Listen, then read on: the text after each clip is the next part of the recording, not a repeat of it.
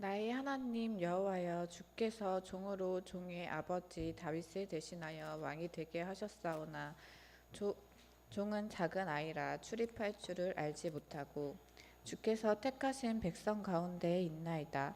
그들은 큰 백성이라 수요가 많아서 셀 수도 없고 기록할 수도 없사오니 누가 주의 이 많은 백성을 재판할 수 있사오리이까. 듣는 마음을 종에게 주사 주의 백성을 재판하여 선악을 분별하게 하옵소서. 솔로몬이 이것을 구하매 그 말씀이 주의 마음에 든지라. 이에 하나님이 그에게 이르시되 내가 이것을 구하도다. 자기를 위하여 장수하기를 구하지 아니하며 부도 구하지 아니하며 자기 원수의 생명을 멸하기도 구하지 아니하고 오직 송사를 듣고 분별하는 지혜를 구하였으니 내가 내 말대로 하여 내게 지혜롭고 총명한 마음을 주노니 내 앞에도 너와 같은 자가 없었거니와 내 뒤에도 너와 같은 자가 일어남이 없으리라. 아멘. 할렐루야. 이 시간 우리 주 향한 찬양대의 찬양으로 하나님께 영광 올려드립니다.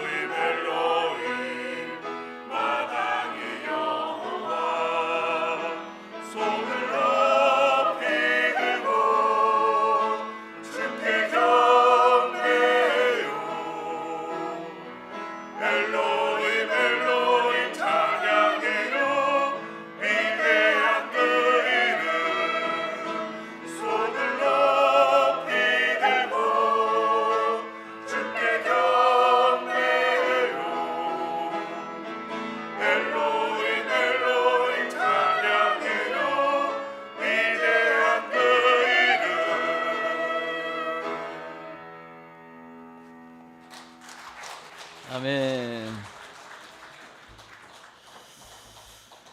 할렐루야. 우리 한 번 더 인사하겠습니다. 주의 이름으로 사랑하고 축복합니다. 온라인으로 예배하는 분들에게도 동일한 하나님의 은혜가 함께 하시기를 주의 이름으로 축복합니다. 오늘 본문 말씀 바로 들어가면요, 오늘 열왕기상 3장에 오늘 솔로몬 이야기가 나옵니다. 솔로몬 이야기는 아마 여러분 많이 들으셨을 거예요. 또 여러분 솔로몬 하면 생각나는 게 있나요? 지혜가 생각이 나세요? 또 생각나는 거 있으세요? 그 지혜를 얻는 그 배경 속에 또 기브온 산당에서 일천 번제를 드려서 하나님께 예배했던 기록이 있죠. 근데 사실은 제가 이 부분을 모르는 건 아닌데요. 이 일천 번제 여기서 이야기하고 있는 건 천일 동안 드려지는 제사가 아닌 거는 여러분 다 아셔야 되고요. 여기서 말하고 있는 거는 일천 마리의 희생 제사를 태워드린 이야기를 하고 있는 거거든요. 그래서 번제라고 할 때 그 번은 태우다는 뜻이 있는 거라서 그만큼 많은 양의 그 짐승을 하나님께 태워드린 거, 제사 올려드린 것을 이야기하는 거죠. 그러나 이제 이것을 적용하는 부분에 있어서는 이제 천일 동안 매일같이 시간을 정해서 이제 기도회로 나아가기도 하고 일천번 예배로 드리기도 하면서 사실은 적용하는 부분은 아무 문제가 없죠. 뭐 천일 아니라 뭐 2000일을 하든 뭐 365일이 10년 쌓이면 더 많은 숫자가 되는 거 아니겠어요? 그래서 끊임없이 하나님을 예배해야 되는 것으로 우리가 받아들이고 적용하면 좋겠습니다. 아멘. 그런데요, 오늘 이제 솔로몬이 다윗의 왕위를 이어서 왕이 되잖아요. 근데 하지 말아야 할 여러 가지 일들을 하고 있는 온전치 못한 모습을 또 보게 되거든요. 오늘 열왕기상 3장을 이제 통으로 보면 이제 1절에 보면 사실은 왕이 되자마자 정략 결혼을 하는 거예요. 그 당시에 그래도 이스라엘 바로 밑에 애굽이라는 강대국이 있는데 그 강대국으로부터 보호를 받고 강대국의 전쟁에 침입을 받지 않는 방법이 뭘까? 당연히 그 강대국의 왕인 바로 왕의 딸 공주와 솔로몬이 결혼을 하게 된다면 사돈이 되는 거 아닙니까? 그러면 좋은 관계가 되겠죠. 이런 식으로 솔로몬은 많은 아내를 얻어서 그런 정략적으로 정치를 하고 있는 것을 보게 되거든요. 근데 이것 또한 이미 신명기서에서 금하고 있는 부분이거든요. 이미 왕정 시대가 오기 전에 신명기서에서 기록하기를 너희가 가나안 땅에 들어가서 이제 하나님이 진짜 왕이신데 분명히 시간이 가면 인간 왕을 구하게 될 때가 올 거다. 만약에 그렇게 되면 일단은 본국 사람으로 왕을 정하고 그리고 지켜야 될 세 가지를 이야기하거든요. 병마를 많이 두지 말아라. 병마는 뭡니까? 말이 많다는 얘기는 군사력이 강력한 걸 얘기하는 거죠. 그리고 아내를 많이 두지 말아라. 왜냐하면 한 여자도 힘든데 수많은 여자를 거느리게 되면 틀림없이 여호와 신앙이 흐려질 것이기 때문에. 그리고 은금을 많이 두지 말아라. 이 은금이요 사실은 사람의 마음을 굉장히 흐리게 만들거든요. 지금도 마찬가지잖아요. 그리고 이것이 담긴 율법서를 항상 내 옆에 두고 평생에 그것을 읽고 그리고 순종하거라 라고 하는 말씀을 이미 신명기에서 주고 있는데요.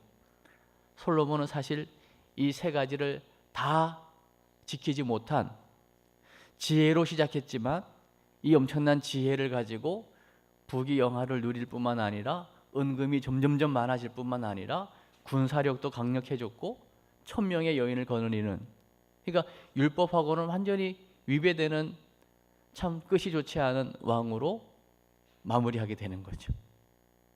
그래서 오늘 우리 본문을 우리가 한번 보면서요, 그래도 솔로몬이 하나님으로부터 지혜를 구하게 될 때에 그 마음을 한번 좀 우리가 들여다보면서 과연 우리는 하나님 마음에 드는 사람인지 그거 하나만 제대로 우리가 깨닫고 발견해도 오늘 이 예배는 의미가 있게 될 거예요. 아멘.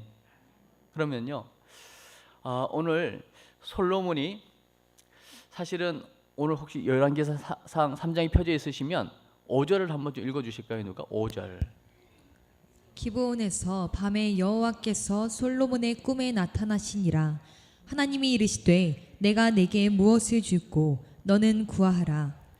여러분, 하나님께서 꿈에 솔로몬에게 나타나셔서 내가 너에게 무엇하여 주기를 원하니? 라고 묻는 거예요. 여러분 같으면 만약에 하나님이 여러분 꿈에 나타나셔서 너 소원이 뭐냐라고 물으면 여러분 뭐라고 대답하실 거예요? 소원 있으세요? 있으시죠? 여러분 새해를 출발하면서 소원 헌금에 다 기도 제목 쓰신 거 제가 확인했거든요. 제가 가지고 있습니다. 오늘 그러면 솔로몬의 소원이 뭐였을까요? 그리고요, 하나님께서 지금 나타나셨다라고 할 때에 과연 일천번제의 엄청난 양의 희생 제사를 드렸기 때문에 마음이 흡족해서 나타나셨을까요? 거기에 대한 오해가 있지 않기를 바랍니다. 어찌 보면 지금 이 솔로몬은 왕의 신분으로서요, 왕이니까 가능한 부분이지 일반 백성으로서 엄청난 양의 이 희생 제사를 드릴 수가 없죠. 어찌 보면 백성들에게 보이기 위한 부분도 있었을지 모르겠어요. 그러나 한 가지 분명한 것은 이제 계속 그 다음 절을 보다 보면요, 이 솔로몬의 마음을 읽게 되는 거죠. 6절이 좀 긴데 6절도 한번 좀 보겠습니다. 시작. 솔로몬이 이르되 주의 종 내 아버지 다윗이 성실과 공의와 정직한 마음으로 주와 함께 주 앞에서 행함으로 주께서 그에게 큰 은혜를 베푸셨고 주께서 또 그를 위하여 이 큰 은혜를 항상 주사 오늘과 같이 그의 자리에 앉을 아들을 그에게 주셨나이다. 아버지 이야기를 하면서 나는 사실 왕이 될 제목이 안 되는 것을 본인도 아는 거예요. 여러분, 솔로몬의 엄마는 밧세바 아닙니까? 우리아의 아내, 남의 아내를 취한 거잖아요. 다윗의 여러 아내가 있었거든요. 그 많은 아들들이 있는 중에 이 솔로몬이 왕이 되는 것은 사실은 하나님의 은혜라고밖에는 설명할 수가 없는 거거든요. 그렇기 때문에 아버지의 그 좋은 점을 닮아서 또 하나 은혜로 되어진 이 왕의 역할을 감당하려니까 아무리 봐도 아버지는 거인이고 자기는 너무 작은 거죠. 그래서 이렇게 고백하는 거예요. 7절입니다. 시작. 나의 하나님 여호와여 주께서 종으로 종의 아버지 다윗을 대신하여 왕이 되게 하셨사오나 종은 작은 아이라 출입할 줄을 알지 못하고 작은 아이라 나는 출입할 줄도 모르는, 사실 이 당시에 솔로몬 나이가 한 20대쯤 될 거라고 보거든요. 아직 어린 거 맞고요, 아직 미숙한 거 맞습니다. 부족함 있지요. 이런 마음, 이런 중심을 지금 하나님께서 무엇을 너에게 하여 줄 거라고 할 때에 이런 쭉 이야기를 하면서 사실은 결정적으로요, 어떤 이야기를 하냐면 9절의 말씀을 한번 보십시오. 9절 시작. 재판할 수 있사오리이까 듣는 마음의 종에게 주사 주의 백성을 재판하여 선악을 분별하게 하옵소서. 그 앞절에는 수많은 그 백성들, 셀 수도 없는, 기록할 수 없는 그 수많은 백성들의 송사를 재판하려고 하니 연약한 거죠. 그래서 그 선악간에 잘 판단하고 분별할 수 있는 듣는 마음을 달라고 하나님께 소원을 아뢰고 있는 거거든요. 듣는 마음. 그랬더니 오늘 10절의 반응을 보세요. 시작. 솔로몬이 이것을 구하매 그 말씀이 주의 마음에 든지라. 여러분, 하나님 마음에 들면 됩니다. 한번 질문할게요. 아내분들에게 질문할게요. 여러분 남편이 마음에 드십니까? 남편분에게 묻습니다. 여러분 아내가 마음에 드십니까? 할렐루야. 답이 딱 나와야죠. 우리 임권사님도 마음에 드는지 한번 물어봐야 되겠는데 아멘 안 하셨어요? 여러분 부모 입장에서 여러분 자녀가 마음에 드십니까? 아이고 할렐루야. 오늘 아들들이 온 우리 양권사님은 마음이 흡족하시죠. 또 여러분은 만약에 부모님이 계시다면 자녀 입장에서 부모님이 마음에 드시나요? 예, 아이고 아멘이 막 터져 나와서 너무 좋습니다. 여러분이 아멘이라고 고백할 때 그 마음에 드는 기준이 뭡니까? 용돈을 많이 주어서입니까? 관광을 보내줘서입니까? 정말 중요한 것은 자녀든 부부관계든 일단은 그 상대방의 마음을 알아주는 마음인 거 맞죠? 마음인 거예요. 엄청난 걸 드려서가 아닙니다. 그 중심, 그 마음. 오늘 지금 솔로몬 이야기 하잖아요. 아버지에 비교해서 자기는 너무 작은 아이고 출입할 줄 모르고, 그리고 엄청난 이제 왕이 돼서 최종 그 통치권자의 상징으로 재판의 마지막을 해야 되는 이런 입장에서 잘못하면은 큰일 나잖아요. 이런 부분에서 선악을 잘 분별할 수 있는 듣는 마음을 달라고 기도했는데, 이 듣는 마음을 하나님 어떻게 알아들으시냐면요, 11절 말씀을 보세요. 시작. 이에 하나님이 그에게 이르시되 내가 이것을 구하도다. 자기를 위하여 장수하기를 구하지 아니하며 부도 구하지 아니하며 자기 원수의 생명을 멸하기도 구하지 아니하고 오직 송사를 듣고 분별하는 지혜를 구하였으니. 송사를 듣고 분별하는 지혜를 구했다라고 하나님은 그렇게 알아들으신 거예요. 다윗은 듣는 마음을 주세요, 잘 듣게 해주세요라고 아랬는데 하나님은 야, 너가 지혜를 구했구나 라고 알아들으시고요. 12절 말씀 한번 더 보십시오. 시작. 내가 내 말대로 하여 내게 지혜롭고 총명한 마음을 주노니 내 앞에도 너와 같은 자가 없었거니와 내 뒤에도 너와 같은 자가 일어남이 없으리라. 하나님께서 다윗 솔로몬이 구한 것을 지혜로 알아듣고 지혜와 총명의 마음을 주었다. 그래서 전무후무한 하나님의 사람으로 쓰임받게 될 것을 약속하고 계신 거예요. 그래서 역대 솔로몬처럼 부귀영화를 누린 사람도 없었고 솔로몬처럼 지혜로웠던 사람도 없는 거죠. 하나님은 약속을 신실하게 지키시는 분이시니까요. 그러나 더 중요한 건요, 이 지혜를 얻었다, 부귀영화를 얻게 될 것이다 보다 더 중요한 건요, 이 사건 이후에 비로소 솔로몬이 한 게 뭐냐면요, 예배 회복인 줄로 믿습니다. 여러분, 그 1,000번제를 드린 곳은요, 기브온 산당이었습니다.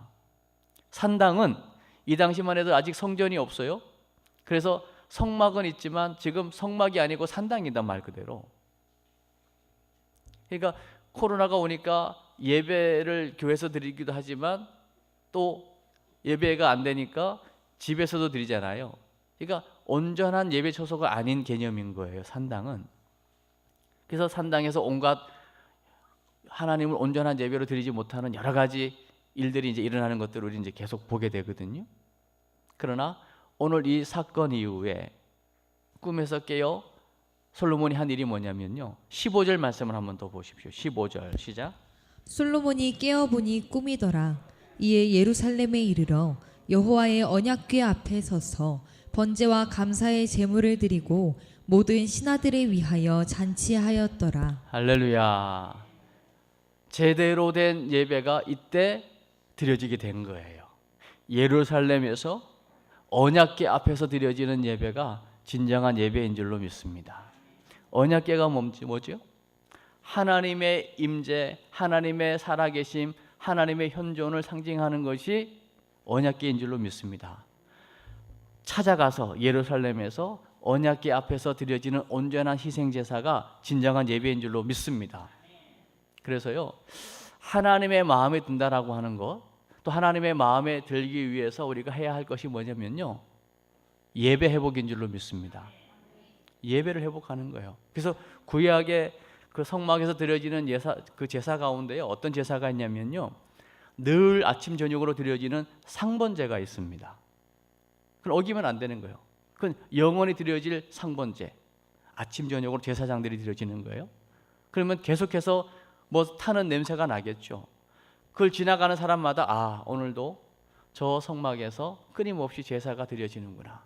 그 번제라고 하는 것은 태워드리는 거거든요. 거기에 뭐가 포함이 되냐면 제된 나를 온전히 태워 드리는 것을 상징하고 있거든요. 그래서 예배라고 하는 것은 하나님을 만나는 것이고요, 진정한 예배는 나를 구원하신 하나님께 나를 드리는 것이 예배인 줄로 믿습니다. 나를 온전히 드린다고 하는 얘기는 내가 죽어야 되는 거거든요. 그러니까 아침 저녁으로 드려지는 그 상번제를 보면서 오늘도 내가 죽기를 합니다. 아침 시작에도 주여 나를 죽여주옵소서, 예수로 살게 하옵소서. 저녁에도 주여 나를 온전히 죽여주옵소서. 주님과 함께 동행하기를 원합니다. 이게 상번제거든요. 이 상번제의 끝은 예수 그리스도의 십자가인 줄로 믿습니다. 십자가로 끝이 나는 거죠. 그래서 정말 여러분이 하나님의 마음에 흡족한 자가 되길 원하신다면 진정한 예배자로 살아내시기를 바랍니다. 그러면서요, 정말 하나님의 마음에 드는 자로 살기 원한다면요, 그때그때마다 분별력을 가지셔야 돼요. 잘 분별해야 됩니다. 여러분, 솔로몬이 이런 하나님께로부터 지혜와 총명을 받고 나서 바로 이어지는 16절부터 나오는 판결 이야기 아시죠? 한 집에 두 여인이 삽니다. 어쩌면 3일 차이로 두 여인이 아이를 낳게 된 거예요. 아들을요. 근데 한 여인의 아이니요, 그 아이가 죽게 됩니다. 그러니까 아이가 죽은 그 여인이 그 다른 여인의 살아있는 아이를요, 잠들었을 때 몰래 가져다가 자기 아들이라고 하는 거죠. 그런데 여러분, 아무리 신생아라고 해도요, 엄마는 저 아이가 누구 아이인지 알아요, 몰라요? 알죠. 그러니까 지금 한 아이는 죽었고 살아있는 아이 하나를 두고 두 여인이 서로 다투는 거죠. 서로 자기 아들이라고. 그걸 가지고 이제 솔로몬 왕 앞에 온 겁니다. 솔로몬 왕이 어떻게 판결을 내립니까? 칼 가지고 오라고. 저 아이를 반으로 자르라고. 그때에 진짜 그 아이의 엄마는 어떻게 할까요? 아니라고. 내가 엄마인 것을 포기하고 저 아이를 살리는 것에 생명의 목적을 두는 그 엄마가 진짜 그 아이의 엄마인 거죠. 이게 어디서 오는 겁니까? 지혜에서 오는 거죠. 분별력에서 오는 겁니다. 손의 계산을 따지는 사람은요, 그거 좋네요. 나눕시다. 이 계산. 진정한 지혜는요, 생명을 살리는 것인 줄로 믿습니다. 제가 지난주에 새해를 시작하면서 지혜를 얻으려면 하면서 지혜를 정의할 때요, 지혜는 우리에게 하나님 주신 모든 것들을 다 응용하는 능력이라고 했거든요. 근데 지혜가 있으면요, 내게 뭔가가 주어졌더라도 그걸 가지고 상대방을 살리고 공동체를 살리고 다 살리는 거예요. 그러나 이 지혜가 없으면 가는 곳마다 그냥 트러블 메이커가 되는 거예요. 그래서 그 사람 나타나면 그냥 짜증이 나고 그냥 어두워지고 힘이 들고 거기가 자꾸 피하게 되고, 이 지혜가 없는 거죠. 그럼 정말 지혜가 있으면요, 분위기 환경이 아니고요, 생명의 가치를 알게 되는 거예요. 생명을 살리게 되는 겁니다. 아멘. 그리고 진정한 지혜를 가지고 하나님의 마음을 정말 드는 자로 살기 원한다면요, 먼저 하나님의 뜻을 생각하게 되는 줄로 믿습니다. 하나님의 뜻을 생각하는 거예요. 예수님이 십자가 지는 거 피하고 싶은 거예요. 십자가 고통이 얼마나 큰지 알잖아요. 그러나 하나님의 뜻이거든 하나님의 뜻대로 되기를 원합니다. 하나님의 뜻대로 십자가 지는 거죠. 여러분, 요셉 이야기를 알지 않습니까? 다니엘도 마찬가지입니다. 요셉도 다니엘도 그 바로 왕이 꿈을 꿨을 때에 꿈을 뭐 하게 되죠? 해몽합니다. 그 해몽할 때 가장 먼저 하는 게 뭐냐면 듣는 겁니다. 진정한 지혜는요, 잘 들어야 되는 거예요. 잘 들을 때에 하나님의 지혜로 그걸 해몽하게 되는 거예요. 다니엘 시대도 포로로 잡혀갔어요. 느부갓네살 왕이 꿈을 꿉니다. 신상 꿈. 도대체 이해 못하거든요. 해석이 안 되거든요. 그때 그걸 잘 들었던 다니엘이 하나님의 지혜로 꿈을 해몽하게 되죠. 그러면서 그 듣는 지혜를 가지고 꿈을 해몽하면서 하나님께서 행하실 일들을 말하게 되는 거죠. 그래서 오늘 저는 오늘 예배 온 우리 궁평 가족들 모두에게 과연 하나님의 마음에 들기 위해서 우리가 해야 될 게 무엇인가를 오늘 사실은 궁평에 만날 세 가지로 요약해 놨거든요. 정말 하나님을 온전히 예배하는 것이고 분별력을 가지는 것이고 하나님의 뜻을 성취하는 것인데요, 이 세 가지를 제대로 하기 위해서 정말 필요한 게 뭐냐, 그걸 오늘 저는 제목으로 여러분에게 결론을 내리고 싶은 거예요.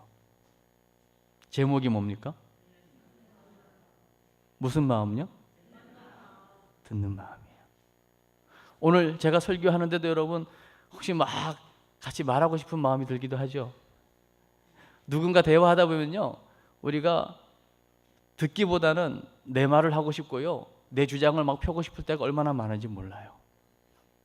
그러나 정말 진정한 지혜는요, 상대방이 지금 왜 그렇게 생각하는지, 또 왜 그렇게 행동하는지, 왜 그렇게 슬퍼하는지, 왜 그렇게 안색이 변했는지, 아니면 왜 기뻐하는지, 그 상대방의 이야기를 잘 들을 때 상대방을 이해하게 되는 거예요.